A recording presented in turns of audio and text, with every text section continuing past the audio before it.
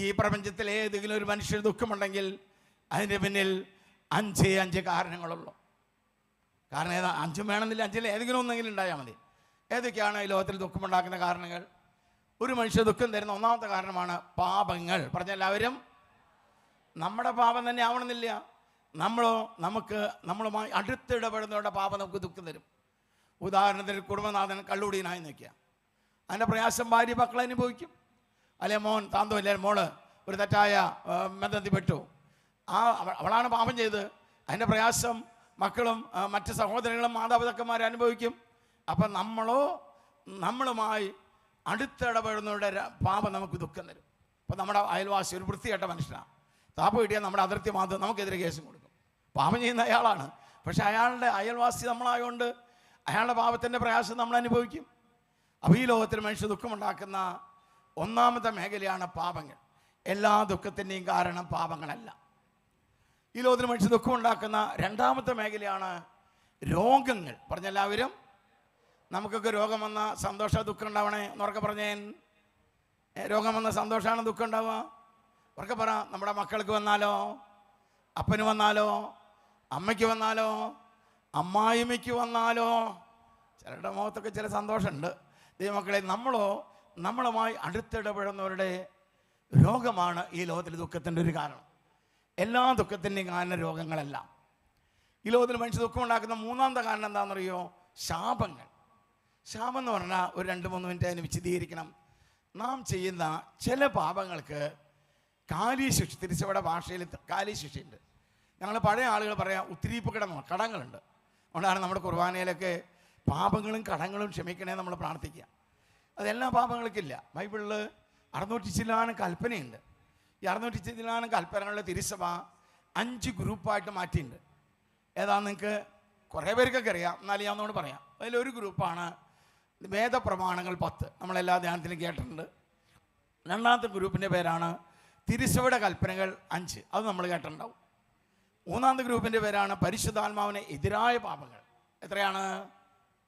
6 നാലാമത്തെ ഗ്രൂപ്പിൻ്റെ പേരാണ് മൂലപാപങ്ങൾ, അത് നിങ്ങൾ കേട്ടിട്ടുണ്ടാവും. ഇത് 4 കൂടാതെ ഏറ്റവും ഗൗരവമേറിയ ഒരു കാറ്റഗറി പാപം സഭ തൻ്റെ മക്കളെ പഠിപ്പിക്കുന്നുണ്ട്. നിങ്ങൾ എത്ര പേരത് കേട്ടിട്ടുണ്ടോ എന്ന് എനിക്കറിയില്ല. എന്നാൽ ബൈബിൾ ഏറ്റവും ഗൗരവമുള്ള പാപമാണ്. ആ കാറ്റഗറി പാപത്തിന് തിരിസോ പറയുന്ന പേരാണ്, എല്ലാവരും ഏറ്റു പറഞ്ഞ ദൈവ തിരുമുമ്പിൽ, ഉറക്കെ പറ, ദൈവ തിരുമുമ്പിൽ പ്രതികാരം ആവശ്യപ്പെടുന്ന പാപങ്ങൾ. അങ്ങനെയുള്ള പാപം നമ്മൾ ചെയ്തു കഴിഞ്ഞാൽ കുംസാരത്തിൽ ഏറ്റു പറയുമ്പോൾ അതിൻ്റെ പാപത്തിൻ്റെ പോർഷൻ കഴിഞ്ഞു, കടങ്ങളുടെ പോർഷൻ അവിടെ റിമെയിൻ ചെയ്യും. അത് പിന്നെ 3 രീതിയിലാണ് നമ്മൾ എടുത്തു മാറ്റപ്പെടുക. ഒന്നുകിൽ ശുദ്ധീകരണ സ്ഥലത്തിലൂടെ നമുക്ക് മോചനം പ്രാപിക്കാം, അല്ലെങ്കിൽ ഈ ജഡത്തിൽ ഒരുപാട് സഹനങ്ങൾ. പ്രഭാഷകന്റെ പുസ്തകം 2:5 പരിശുദ്ധ നമ്മുടെ കർത്താവ് പറഞ്ഞതില്ലേ, സ്വർണം അഗ്നിയിൽ ശുദ്ധീകരിക്കപ്പെടുന്നു, സഹനത്തിൻ്റെ ചൂളയിൽ കർത്താവിന്. മക്കളെ, ഈ ജഡത്തിൽ അതാണ് വിശുദ്ധന്മാർക്കൊക്കെ ഒരുപാട് സഹനം അനുവദിക്കുന്ന അങ്ങനെയാണ്. ഇത് രണ്ടും ഇല്ലാണ്ടൊരു സൂത്രപ്പണിയുണ്ട്, അതിൻ്റെ പേരാണ് ദണ്ഡവിമോചനങ്ങൾ. ഇപ്പോൾ ഈ വലിയ നോമ്പിൽ ഒരുപാട്, അപ്പോൾ നിങ്ങൾ ഈ ധ്യാനം കൂടുന്ന എല്ലാവർക്കും പൂർണ്ണ ദണ്ഡമോചനമുണ്ട്. ഈ ക്ലാസ് അറ്റൻഡ് ചെയ്ത വ്യക്തികൾക്ക്, ഈ ക്ലാസ് അറ്റൻഡ് ചെയ്യുന്ന എല്ലാവർക്കും ദണ്ഡമോചനമുണ്ട്. പറയുന്ന എനിക്കും ദണ്ഡമോചനമുണ്ട്.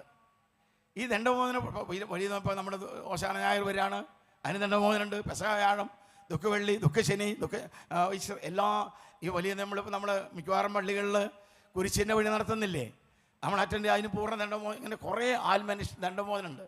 പക്ഷെ അത് നമുക്ക് ദണ്ഡമോചനം പോലും ചെയ്താലും വാലിഡ് ആവണമെങ്കിൽ ചെയ്യുന്ന നമുക്ക് 4 യോഗ്യത വേണം. ഒന്ന്, നമ്മൾ കത്തോലിക്കരായിരിക്കണം. ഒന്നാമത് മാർപ്പാപ്പയുടെ കീഴിലുള്ള 24 റീത്തിൽ ഏതെങ്കിലും റീത്തിൽപ്പെട്ടവരായാൽ മതി. രണ്ടാമത്, ആ ചെയ്യുന്ന വ്യക്തി നമ്മളാണെങ്കിൽ നമ്മൾ പ്രസാദവരത്തിലായിരിക്കണം. അതായത് കുദാശകൾ ഉൾക്കൊള്ളാൻ അനുവാദമുള്ള വ്യക്തി. യു ആർ നോട്ട് എ ബേൺഡ് ക്രിസ്ത്യനാണ്, നമ്മൾ വിലക്കപ്പെട്ട ക്രിസ്ത്യാനി ആകരുത്. ഒരു ഉദാഹരണം, നിങ്ങളൊരാൾ രജിസ്റ്റർ മേരി നടത്തി വയ്ക്കാനാണ്, യു ആർ ബേൺഡ് ക്രിസ്ത്യൻ.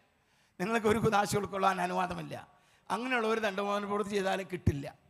മൂന്നാമതാണ്, പിന്നാണ് ഒരു ദണ്ഡമോചന പ്രവൃത്തി ചെയ്യണമെങ്കിൽ ആ പർട്ടിക്കുലർ ഡേയിൽ പരിശുദ്ധ പിതാവിൻ്റെ നിയോഗത്തിന് വേണ്ടി ഒരു സ്വർഗസ്ഥനായ നന്മത്ര, അതാണ് നിങ്ങളെ കൊണ്ട് ഞാൻ ചെല്ലിച്ചത്, അത് ചെയ്താലും വേലിയിടാവുള്ളൂ, അതാണ് നിങ്ങളെ കൊണ്ട് ചെല്ലിച്ചത്.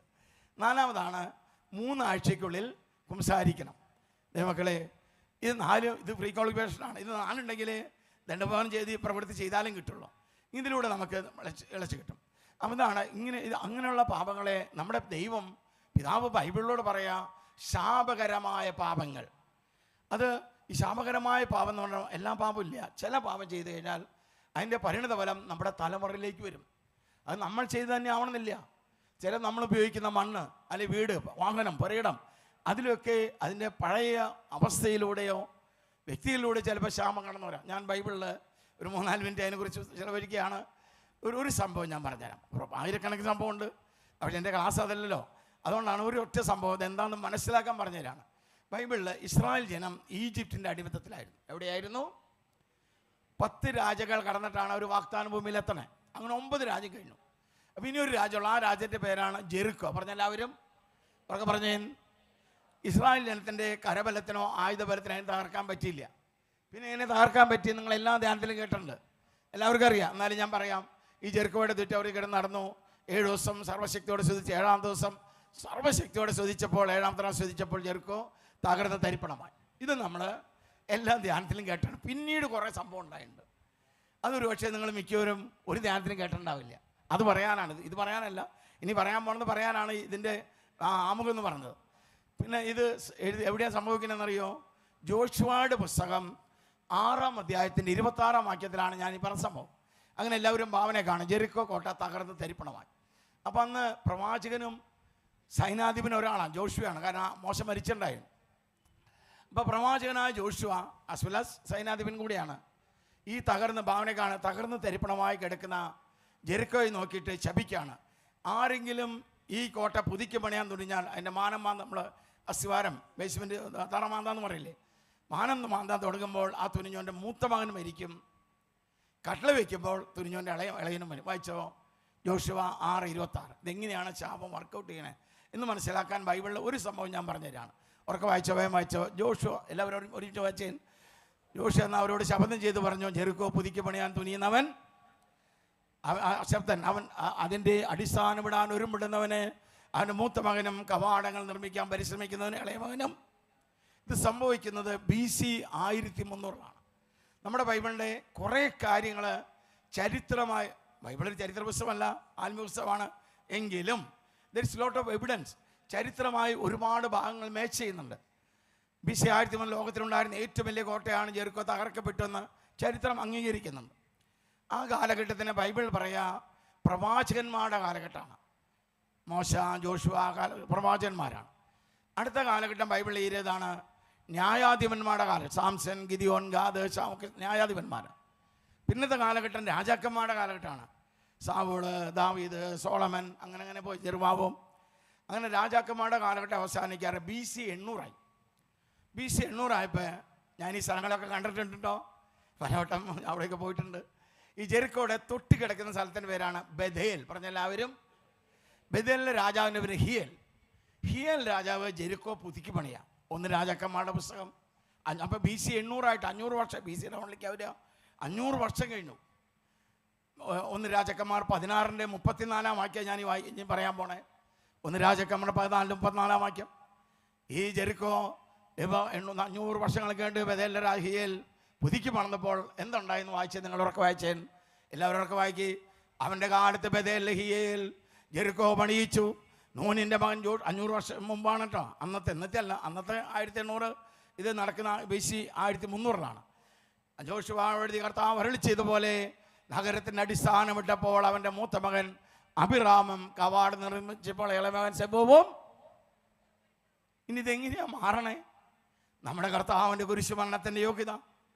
ദൈവമക്കളെ, 42 വർഷമായി സുവിശേഷ വേലയിൽ ഞാൻ ഒരുപാട് പ്രധാനപ്പെട്ട മട്ടാലച്ചൻ്റെ പോലെ അതുപോലെ ഒരുപാട് ആത്മീയ ശിഷ്യന്മാരുടെ സഹായിയായിട്ട് ഈ ചെറിയവന് ശുശ്രൂഷ നൽകാൻ കർത്താവ് അവസരം നൽകിയിട്ടുണ്ട്. ആയിരക്കണക്കിന് 1000 എന്ന് പറഞ്ഞാൽ പോരാ, 10,000 ലക്ഷം എന്ന് പറയണം. അനുഗ്രഹ തടസ്സങ്ങളും ശാപങ്ങളും കർത്താവിൻ്റെ അഭിഷിക്തന്മാർ, ദാനഗുരുക്കന്മാർ ബന്ധനങ്ങളും ശാപങ്ങളും അയച്ച് പ്രാർത്ഥിക്കുമ്പോൾ നിർവീര്യമാകുന്ന ഞാൻ കണ്ടിട്ടുണ്ട്.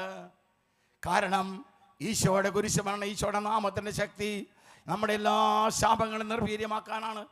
എങ്ങനെയാണ് ഈ ശാപം നിർവീര്യമാണ്? അതും എല്ലാത്തിനും കൊച്ചുകുട്ടികൾക്ക് മനസ്സിലാകുന്ന പോലെ ക്ലാരിറ്റിയിലാണ് നമ്മുടെ അപ്പൻ ബൈബിളോട് സംസാരിക്കണേ. അതും ഞാൻ പറഞ്ഞുതരാം. ഈ ജെറിക്കോയിലേക്ക് പ്രവാചകനായ എലീശ വരാം. 2 രാജാക്കന്മാർ. 2-ാം അധ്യായത്തിൻ്റെ 18 മുതൽ 22 വരെയുള്ള വാക്യങ്ങളാണ് ഞാൻ പറഞ്ഞു തരാണ്.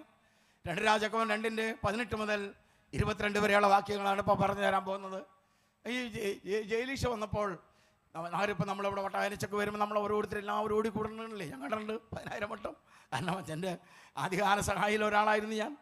അപ്പോൾ ദൈവമക്കളെ അതുപോലെ ഒരു മനസ്സിൽ കണ്ടാൽ മതി. ഓരോ സങ്കടങ്ങളും വേദനകളും പ്രയാസങ്ങളും നെടുവീർപ്പൊക്കെ ആയിട്ട് ഓരോരുത്തർ ഓടിക്കൂടി. ഈ എലീഷ വന്നപ്പോൾ ആ ജെറിക്കോ നിവാസികൾ ഓടിക്കൂടി. പ്രവാചക കാണുന്നില്ലേ? 10,000 ഏക്കർ വളരെ ഫലവൃക്ഷമായ മണ്ണാണ്. ഇവിടെ ഞങ്ങൾ എന്ത് ചെയ്തിട്ടൊന്നും പച്ച പിടിക്കില്ല. ഈ ഉറവ കണ്ടോ? വേലക്കാലത്ത് പോലും നിറച്ച് വെള്ളം. ഈ വെള്ളം കുടിച്ചാൽ ഞങ്ങൾ രോഗികളാകുന്നു, ഞങ്ങളുടെ കന്നുകാലികൾ ചത്തുപോകുന്നു. ഈ സങ്കടം പ്രവാചകനായ എലീഷയോട് പറഞ്ഞു. എലീഷ ദൈവിക ജ്ഞാനമുള്ളവനാണ്, ദീർഘദർശിയാണ്. അതിൻ്റെ കാരണം മനസ്സിലായി എലീഷയ്ക്ക്. അത് ആ മണ്ണിൻ്റെ മേളുടെ ശാപമാണ്. ആടെ ശാപം ജോഷുവ എത്ര വർഷം മുമ്പ്? 800 വർഷം മുമ്പ്, അല്ല 500 വർഷം മുമ്പ് എലീഷ പറയാണ്, നിങ്ങൾ പുതിയ പാത്രമാകുവേ. അതാണ് കുംസാരം എന്ന് പറഞ്ഞാൽ ആ പഴയ ആസക്തികളാൽ കലുഷിതമായ ആ പഴയ മനുഷ്യനെ ഉരിഞ്ഞു മാറ്റണം. അതൊക്കെയാണ് ധ്യാനങ്ങൾ നടക്കണേ. നിങ്ങളെല്ലാവരും കുംസാരിച്ചില്ലേ? ഞാനും കുംസാരിച്ചെന്ന്. അതാണ് പുതിയ പാത്രമാകിയവൻ. പിന്നെ പരിശുദ്ധാത്മാവിനെ നയിക്കപ്പെടുന്നതാണ് ഉപ്പിൻ്റെ പ്രതീകം. എന്നിട്ട് അത് കൊണ്ടുവരാൻ പറഞ്ഞു, ഉറവിലിട്ടു. എലീഷ പറയാണ്, കർത്താവ് അരുളി ചെയ്യുന്നു, ഈ വെള്ളം ഞാൻ ശുദ്ധീകരിച്ചിരിക്കുന്നു. ഈ ജെറിക്കോ ഞാൻ കണ്ടിട്ടുണ്ട് ദൈവമക്കളെ, അവിടെ പലവട്ടം പോയിട്ടുണ്ട്. 500 വർഷം പാഴ്ഭൂമിയായ ജെറിക്കോയുടെ ഇന്നത്തെ അവസ്ഥ ലോകത്തിലെ ഏറ്റവും മനോഹരമായ രുചിയേറിയ വിലയേറിയ, നമ്മൾ വിചാരിക്കുന്ന 300 400 രൂപ കിലോയുടെ ഈന്തപ്പഴമൊന്നല്ല, 20 25,000 30,000 കിലോയ്ക്ക് വിലയുള്ള ഈന്തപ്പഴമൊക്കെ ഉണ്ട് ലോകത്തിൽ. അത്രമാത്രം വിശിഷ്ടമായ പഴങ്ങളുണ്ടാകുന്ന ഒരു സ്ഥലമായി ഇപ്പം മാറിയിരിക്കുന്നു. 500 വർഷം പഴക്കമുള്ള ശാപം അഴിച്ചു മാറ്റാൻ ഹോമം കൊണ്ടുണ്ടാക്കിയോ, മന്ത്രോച്ചാരണങ്ങൾ നടത്തിയോ, ഒറ്റക്കാലിൽ നിന്നോ? ഇതാണ് നമ്മുടെ കർത്താവിന് ശക്തി. ആ എലീഷയുടെ അതേ ആത്മാവ് തന്നെയാണ് നമുക്കിത് ആത്മീയ നേതൃത്വം നൽകുന്ന ഓരോ ആത്മീയ ശേഷന്മാരുടെ മേലും മട്ടായാലും അച്ഛൻ്റെ മേലും പൗരോഹിത്യ അധികാരം ഉപയോഗിച്ച് നിങ്ങളുടെ അനുഗ്രഹ തടസ്സം നിർവീര്യമാട്ടെ എന്ന് പറയുമ്പോൾ നമ്മുടെ വീട്ടിൽ വിവാഹ തടസ്സമാട്ടെ, ജോലി തടസ്സമാട്ടെ, അല്ലെങ്കിൽ കടബാധകളാട്ടെ, അല്ലെങ്കിൽ വീടിൻ്റെ വിൽപ്പന, എല്ലാ തടസ്സം അതിൻ്റെ പിന്നിൽ ഏതെങ്കിലും ശാപം പ്രവർത്തിക്കുന്നെങ്കിൽ നിർവീര്യമാകും. ഈശോ ഈ ലോകത്തിൽ മനുഷ്യ ദുഃഖമുണ്ടാക്കുന്ന 3ാമത്തെ കാരണമാണ് ശാപങ്ങൾ. ഈ ലോകത്തിൽ മനുഷ്യ ദുഃഖം അതെന്താണെന്ന് മനസ്സിലാക്കാൻ ഒരു കാര്യം ഞാൻ പറഞ്ഞുള്ളൂ. എന്തിനാണ് ഈ 4000 വർഷം മുമ്പുള്ള കാര്യങ്ങളൊക്കെ ബൈബിളിൽ ദൈവം എഴുതി വെച്ചിരിക്കുന്നത്? അത് അന്നത്തെ ജനത്തിനോട് പറഞ്ഞ് ദൈവത്തിന് ചാപ്റ്റർ അടയ്ക്കാമായിരുന്നില്ലേ? ഇതൊക്കെ എന്തിനാണ് ബൈബിൾ എഴുതി വെച്ചിരിക്കണേ? ദൈവം അതിന് തരുന്ന മറുപടിയാണ്. കൊരിന്ത്യോസുകാരുടെ 1-ാം ലേഖനത്തിൻ്റെ 10-ാം അധ്യായത്തിൻ്റെ 11-ാം വാക്യം ഉറക്കെ വായിക്ക്. 1 കൊരിന്ത്യോസ് 10:11 എന്തിനാണ് 2000 3000 4000 വർഷമുണ്ടായ സംഭവങ്ങളൊക്കെ എന്തിനാണ് ദൈവം എഴുതി വെച്ചിരിക്കുന്നത്? ദൈവം അതിന് തരുന്ന മറുപടിയാണ് 1 കൊരിന്ത്യോസ് 10:11. ഇതെല്ലാം അവർക്കൊരു താക്കീതായിട്ടാണ് സംഭവിച്ചത്. ആ ജെറിക്കോ നിവാസികൾക്കൊക്കെ താക്കീത്. പക്ഷെ അവരോട് പറഞ്ഞ് ചാപ്റ്റർ അടയ്ക്കാമായിരുന്നു. എന്തിന് ബൈബിൾ എഴുതിച്ചു? ദൈവം തരുന്ന മറുപടി ഇതാണ്, നമുക്ക് ഒരു പാഠമാകേണ്ടതിന് അവയെല്ലാം എഴുതപ്പെട്ടിരിക്കുന്നു. നിങ്ങൾ ഈ ധ്യാനത്തിലൂടെ പുതിയ പാത്രമാകുമ്പോൾ കർത്താവിൻ്റെ അഭിഷിക്തൻ പൗരത്വ അധികാരം ഉപയോഗിച്ച് നിങ്ങളുടെ എലീഷയുടെ അതേ ആത്മാവ് തന്നെയാണ് വട്ടായലച്ചനുള്ളത്. നിങ്ങളുടെ ശാപങ്ങൾ ബന്ധിച്ച് നിർവീര്യമാക്കുമ്പോൾ നമ്മുടെ കുടുംബം എല്ലാ അനുഗ്രഹത്താൽ നിറയാനിടയാകും. അത് നമ്മുടെ ഭാഗത്ത് പുതിയ പാത്രമാകണം. ഈശോയുടെ ഭാഷ പറഞ്ഞ രക്തത്തെ പോലെ ആത്മീയത കരുതണം. എല്ലാം ഇന്റർലിങ്ക്ഡാണ്. ദൈവമക്കളെ, ഈ പ്രപഞ്ചത്തിൽ മനുഷ്യ ദുഃഖം ഉണ്ടാക്കുന്ന 4ാമത്തെ കാരണങ്ങളാണ് പ്രിയപ്പെട്ടവരുടെ മരണം. അല്ലേ? നമ്മുടെ പ്രിയപ്പെട്ടവരുടെ മരണം നമുക്ക് ദുഃഖം ഉണ്ടാവില്ലേ? അതിൻ്റെ എക്സ്പ്ലനേഷൻ ആവശ്യമില്ല. ഈ ലോകത്തിൽ മനുഷ്യ ദുഃഖം ഉണ്ടാക്കുന്ന 5ാമത്തെ കാരണമാണ് വേദന. കാല് കല്ലുമ്പോൾ തട്ടുമ്പോൾ വേദനയില്ലേ? സന്തോഷം ദുഃഖധാരണേ? ദുഃഖമല്ലേ? ശരീരത്തിൻ്റെ വേദന, അത് മനസ്സിൻ്റെ വേദനയുണ്ട്. വളർത്തി വലുതാക്കിയ മക്കൾ വഴി പഠിച്ചു പോകുമ്പോൾ മനസ്സിന് വലിയൊരു വേദനയുണ്ട്, അതും ദുഃഖം തന്നെ തരണേ. ആത്മാവിൻ്റെ വേദനയുണ്ട്. എല്ലാവരും നന്നായി പ്രാർത്ഥിക്കാൻ പറ്റുന്നില്ല കർത്താവേ, അതും വേദന തന്നെ, അതും ദുഃഖം തന്നെ. ഈ 5 മേഖലയില്ലാതെ ഈ ലോകത്തിൽ നിങ്ങൾ ആരുടെ ദുഃഖം എടുത്തോ, അനലൈസ് ചെയ്തോ, പിന്നാക്കം വെക്കോ, ഇതിലേതെങ്കിലും ഒന്നിലോ, ചിലപ്പോൾ 2 3 4 5 ഉണ്ടാവും, ഒന്നും പോലും ഇല്ലാതെ ഈ ലോകത്തിൽ ആർക്കും ദുഃഖമില്ല.